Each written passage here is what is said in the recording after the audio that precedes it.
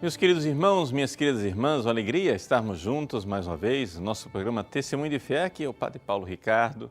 Quero convidar você nos próximos minutos a fazer uma reflexão a respeito do Evangelho deste domingo. Trata-se do 22º domingo do tempo comum e o Evangelho é a continuação do Evangelho domingo passado. Domingo passado nós vimos a profissão de fé de São Pedro e Jesus o elogia dizendo: "Tu és pedra, sobre esta pedra edificarei a minha igreja." O evangelho desse domingo, Mateus capítulo 16, versículos de 21 a 27, é a continuação. Momentos depois, Jesus anuncia que vai morrer em Jerusalém. E São Pedro, que acabou de ser elogiado por Jesus, né? A gente não pode elogiar, e o sujeito já faz tudo errado. Ele chama Jesus à parte e diz: "Senhor, pelo amor de Deus, Deus não permita tal coisa, Senhor, que isso nunca te aconteça." Aparentemente, São Pedro está aqui amando Jesus, não é isso? Ou seja, primeiro, São Pedro manifestou a sua fé por Jesus. Agora, está parecendo que São Pedro está manifestando a sua caridade, seu amor por Jesus. Não é isso? Olha aí, duas virtudes, fé e caridade. Quando Pedro manifesta a sua fé, Jesus elogia e diz: "Isso mesmo, Pedro, tu és feliz, porque não foi nem a carne e nem o sangue que te manifestou isto, mas o Pai do céu." Olha o contraste. Jesus está dizendo: "Pedro, na fé, você entendeu perfeitamente porque a tua fé foi iluminada. A tua fé vem do céu." Mas o problema é o seguinte, é que entre professar a fé e estar já com um amor maduro, tem uma distância, né? Na vida espiritual é isso mesmo, e o evangelho desse domingo é importante para nós entendermos isto. Nós somos bons católicos, nós temos uma fé reta, aquela fé sobre a qual a igreja é edificada, mas o problema, meus irmãos, é quando se trata de amar Jesus. Quando a gente vai amar Jesus, a gente sempre termina amando de forma errada, enquanto não tivermos alcançado a santidade, e a santidade do jeito que Deus quer. E é por isso que então, dentro desta igreja com a fé reta, dentro dessa igreja que crê do jeito que Jesus quer que nós creiamos, dentro desta igreja onde nós somos elogiados por Jesus: "Tu és bem-aventurado, não foi a carne nem o sangue, foi o Pai do céu." Maravilha, você entendeu, você tem fé. Dentro desta mesma igreja, nós, miseráveis nós, quando amamos Jesus, amamos de forma desordenada. Quando amamos os nossos irmãos, amamos de forma desordenada. Quando amamos a nós mesmos, nós amamos de forma desordenada. E é por isso que Jesus, então, se dirige a Pedro com palavras tremendas. Não existe nenhuma outra passagem no Novo Testamento onde Jesus dirige a palavras mais duras do que essa a uma pessoa. Jesus se volta para Pedro e diz: "Vai para longe, Satanás. Tu és para mim uma pedra de tropeço, porque não pensas as coisas de Deus, mas sim as coisas dos homens." Ou seja, na fé, Pedro está sendo iluminado por Deus, mas a caridade dele ainda está muito tomada pelas suas paixões desordenadas. São Pedro não entendeu nada. Para aí, São Pedro, vamos mudar. Como que a gente vai mudar? Como que a gente faz para amar e amar direito? Amar do jeito que a gente precisa amar. Essa é a coisa e esse é o centro do Evangelho deste domingo. Como que nós vamos fazer para amar? Vejam, é importante nós entendermos o seguinte: Jesus explica a solução para Pedro. ele diz, é o seguinte, Pedro, né? Vai para trás, Satanás, ou seja, vem atrás de mim, Satanás. Ele diz assim, se alguém quer vir atrás de mim, renuncie a si mesmo, tome a sua cruz e me siga. Ele está dizendo para Pedro o que é que Pedro tem que fazer. Está dizendo para todos nós o que é que nós temos que fazer. Temos que renunciar a nós mesmos, porque se nós quisermos salvar a nossa vida, vamos perdê-la. Mas se nós perdermos a nossa vida por causa de Jesus, por amor a Jesus, nós iremos salvá-la. Mas para a gente entender isso, né, o que é que Jesus está realmente querendo dizer, nós precisamos cavar um pouquinho mais fundo para ver por que é que São Pedro reagiu desse jeito. Veja só, nós temos uma programação animal, o nosso cérebro. É aquilo que Jesus, no Evangelho do domingo passado, falava de a carne e o sangue, né? Ou seja, aquilo que é propriamente humano no sentido natural, no sentido carnal do ser humano. É aquilo que no Evangelho desse domingo, Jesus, se dirigindo a Pedro, puxando a orelha do Pedro, ele diz assim, não pensas as coisas de Deus, mas sim as coisas dos homens. Esta mentalidade. É aquilo mesmo que está lá na segunda leitura da carta de São Paulo aos Romanos, né? Não vos conformeis a este mundo, não entrem nos esquemas deste mundo. Qual é o esquema do mundo? O que é que essa história da carne e do sangue? O que é que essa história do pensar as coisas dos homens? O que é que essa história de se conformar ao mundo? É uma lei básica, fundamental, que está no seu cérebro, que está no cérebro de qualquer animal, que é a seguinte, foge da dor, busca o prazer.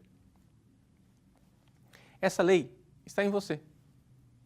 É a mesma lei do cavalinho que você põe para puxar uma charrete. Quando você põe o cavalinho para puxar a charrete, o que é que o charreteiro faz? Ele tem um chicote. Esse chicote, ele é a lei do foge da dor. Você dá uma chicotada assim, não precisa nem bater no cavalo, basta o barulho.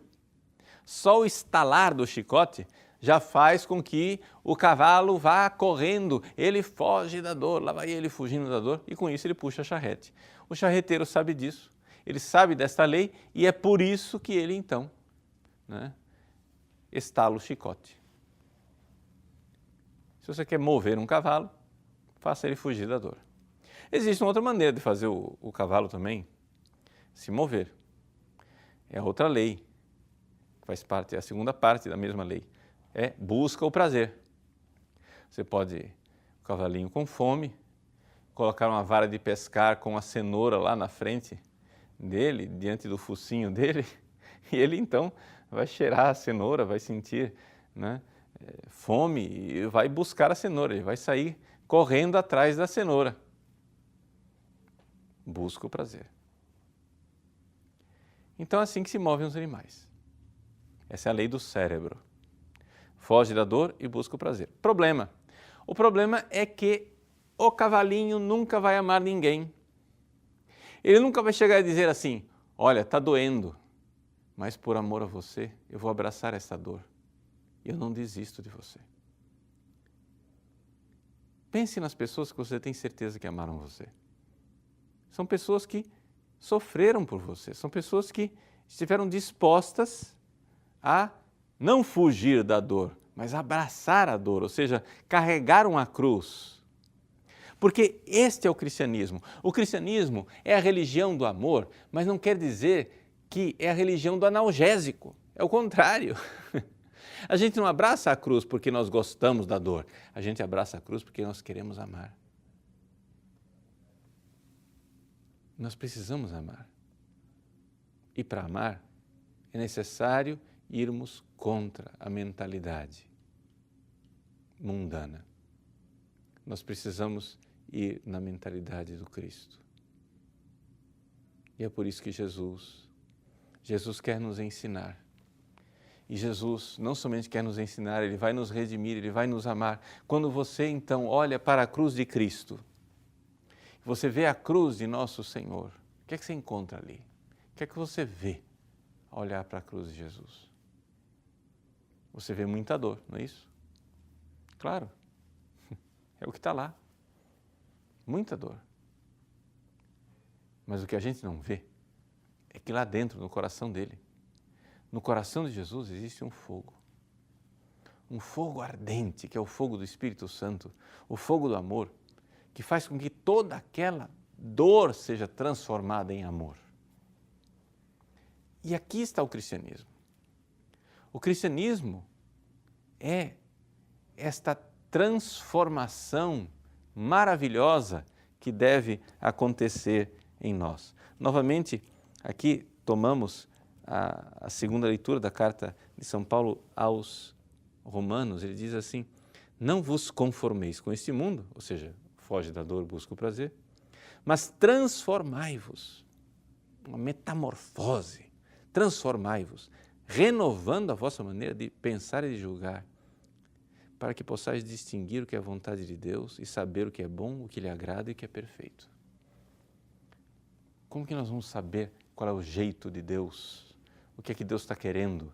Para que Jesus não olhe para nós e diz: afasta-te, Satanás, tu não pensas as coisas de Deus. Mas pelo contrário, Ele olhe para nós e diga: bem-aventurado és tu, porque não foi nem a carne nem o sangue, mas foi o Pai do céu. Como que nós vamos fazer? Nós precisamos pedir ao Cristo esse amor por Ele, essa gratidão. Então, assim, sendo bem prático, se você quer ter uma vida cristã, uma das coisas fundamentais que você precisa é meditar, é aprender com a paixão de Jesus, não é? É aprender verdadeiramente. Jesus diz: eu vou subir a Jerusalém. Por que é que ele está contando isso para os apóstolos? Porque ele quer que eles aprendam a amá-lo na sua dor, no seu sacrifício da cruz. Nós todos precisamos meditar sobre a paixão de Jesus e meditar de tal forma que, vendo aquele amor, vendo aquele fogo abrasador no coração de Cristo lá na cruz, nos amando, nós sejamos tomados por uma gratidão, nós sejamos tomados por um reconhecimento, nós sejamos tomados verdadeiramente por um impulso que vem de Deus para amarmos de volta e poder fazer aquilo que Jesus diz no Evangelho desse domingo: renunciar a nós mesmos, tomar a nossa cruz, seguir Jesus. Isso de uma forma bem prática na nossa família, como é que isso deve acontecer? Veja só. Vamos nos recordar que, infelizmente, miseravelmente, as famílias estão sendo desmontadas. Por quê? Porque animal não tem família. Se a lei que rege a sua família é foge da dor e busca o prazer, não vai ter família. Animal não tem família. Quando um macho vê uma fêmea no cio, para ele não interessa se aquela fêmea é a mãe dele, é a irmã dele ou é a filha dele. Ele vai querer cobrir a fêmea. Ele busca o prazer, ponto e acabou. Não tem família para ele. Não é possível um animal chegar a dizer assim, ver uma fêmea no cio e dizer assim: nossa, que prazer, mas eu vou renunciar a isso por fidelidade à minha esposa e aos meus filhos. Ele não vai fazer isso. Não vai ter família. Se você não está disposto a amar, ou seja, abraçar a cruz, renunciar a você mesmo, pelo bem dos outros, por uma aliança de amor, não vai ter família. Então, para que você tenha esta força, que eu sei que é difícil, né? Eu sei que o que eu estou falando aqui é bem desafiador e às vezes algumas pessoas ficam apavoradas, mas para que você tenha força para fazer isso, você precisa da força do alto.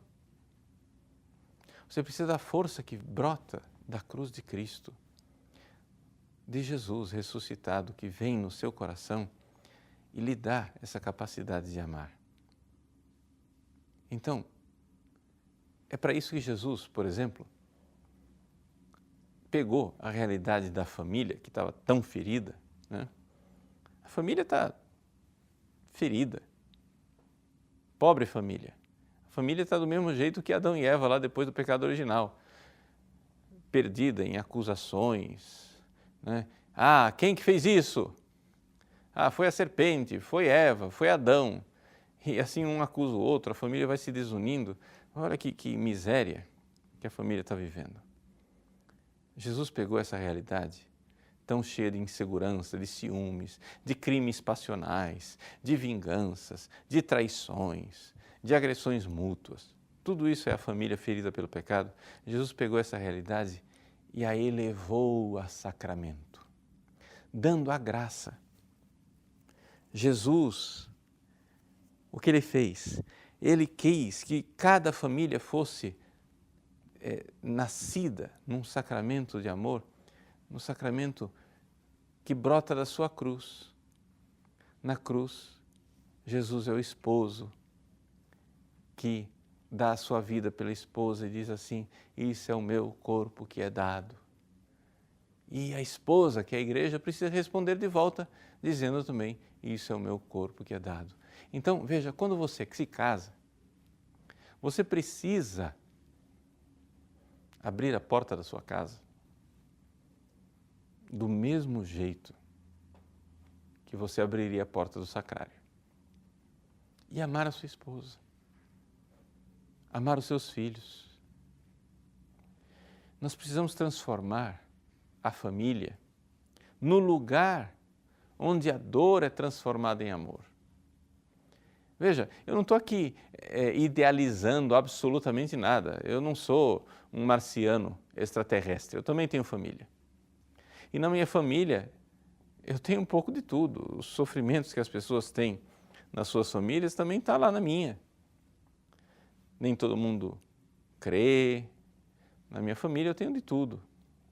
Tenho católicos, mas tenho espíritas, tenho evangélicos.